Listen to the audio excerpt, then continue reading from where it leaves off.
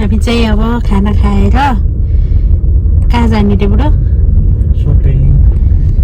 अनि हामी चाहिँ अब खानासाना खाएर रेडी भएर चट्टा परेर हामी चाहिँ अब मासान भन्ने ठाउँमा जाँदैछौँ। त्यहाँ चाहिँ हल्का सपिङ गरेर हामी भोलि पनि बिदा छ मेरो।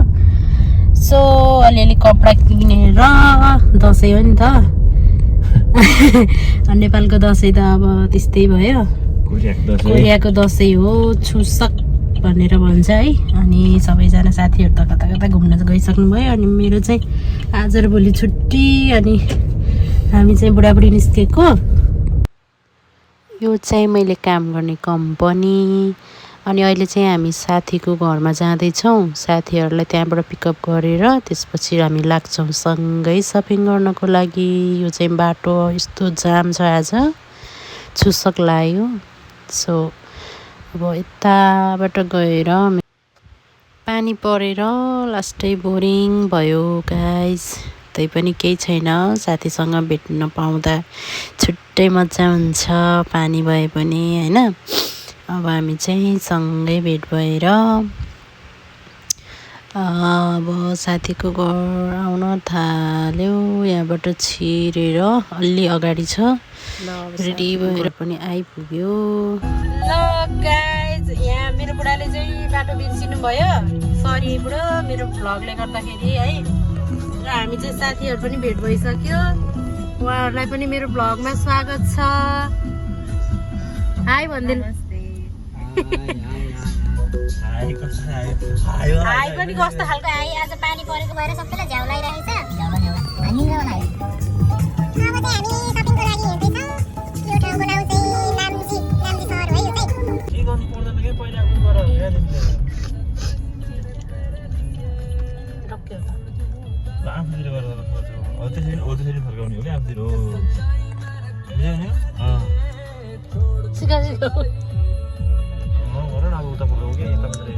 गाइजहरू के छ? गाइजको बुढाबुढी अलि नजिक बस न। फाइनली हामी चाहिँ हाम्रो गन्तव्यमा आइपुग्यौँ र यो हो मासान। र यहाँ चाहिँ अब हामी गाडी पार्किङ गर्ने ठाउँ खोज्दैछौँ। गाडी पार्क गरेर अलिकति खुट्टाले नै हामी पसलहरू अब डुल्छौँ। भन्न त अब अन्डरग्राउन्डमा जाने, अन्डरग्राउन्डमा चाहिँ थुप्रै पसलहरू हुन्छ कि त्यहाँ चाहिँ खोज्ने भन्ने सल्लाह छ। हेरौँ अब है।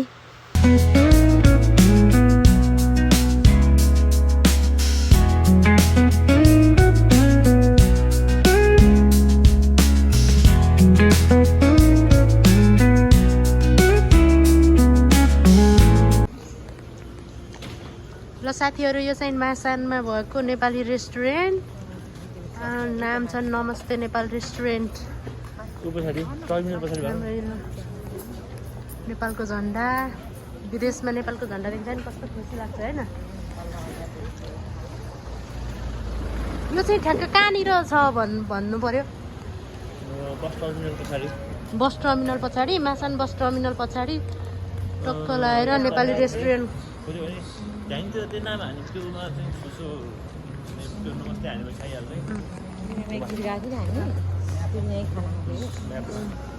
यता चाहिँ हामी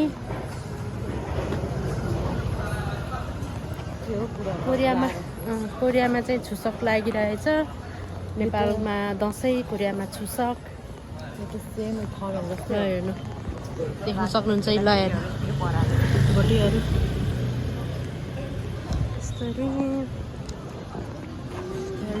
दुईजना अगाडि हामीलाई छोडेर आफ्नै पारामा। Okay,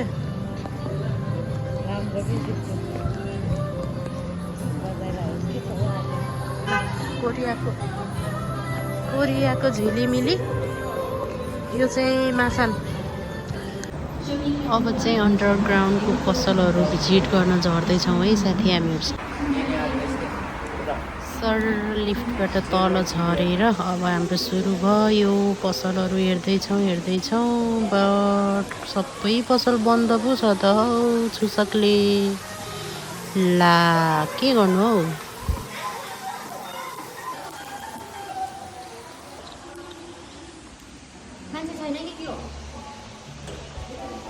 Closed. क्लोज होला नि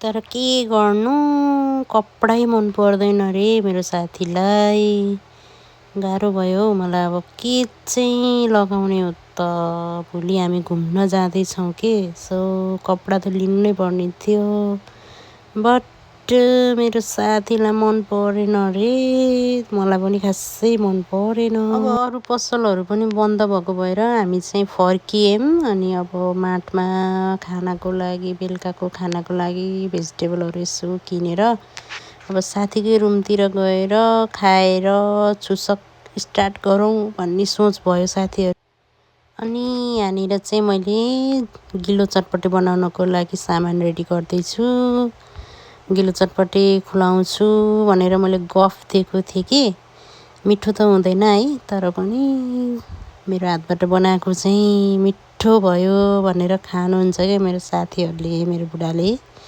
सो जाँगर पनि लाग्यो अनि गिलो चटपटे बनाउन थालियो यहाँ सर यहाँ हालेको यताबाट पो खिच्नुपर्छ त अनि खनाइसकेछ अब के दिन्छ कति राम्रो आयो त मलाई नखिच के मलाई नखिच बरु यो चटपट चटपट चाहिँ हुनु पर्यो के बोल्नु अब मजाले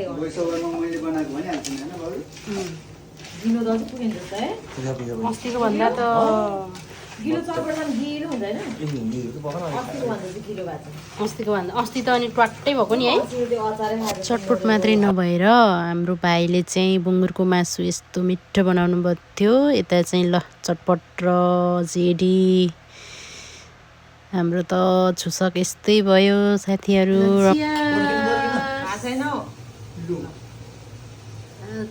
छुसक छुक्का हामीले